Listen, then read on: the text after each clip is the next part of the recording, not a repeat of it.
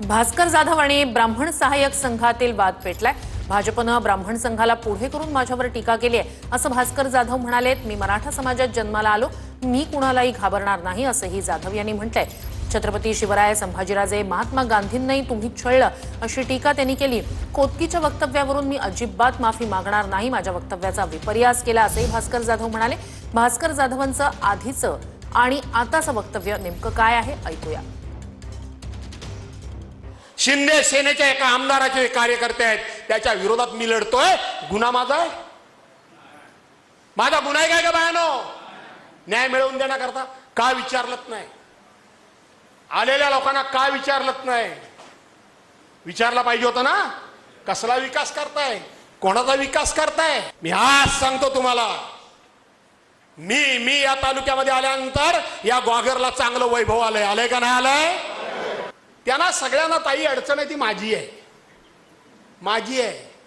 कारण इथली सगळी खोतकी, इतका लेखणीचा दहशतवाद अण्णा तुम्ही बघितलेला, लोकांच्या विरोधात पत्रव्यवहार करून कसं लोकांना छळायचं ते संपवण्याचं काम जर कुणी केलं असेल तर ते भास्कर जाधवनी केलं, हे सर्वांना नडतंय। भाजपवाल्यांनी ब्राह्मण समाजाला पुढे करून आमचा ब्राह्मणांचा अपमान, आमच्या ब्राह्मणांच्यावर भास्कर जाधव बोलले म्हणून माझं निषेधाचं पत्र काढलं। मग मी मराठा समाजामध्ये जन्माला आलोय, मलाही काहीतरी स्वाभिमान आहे की नाही? त्यांना असं वाटलं होतं मी माघार घेईन, मी काहीतरी माफी मागीन, मी काहीतरी मेहनतवारी करीन। कोण तुम्ही की तुम्हाला मेहनतवारी करायची? कशाबद्दल करायची?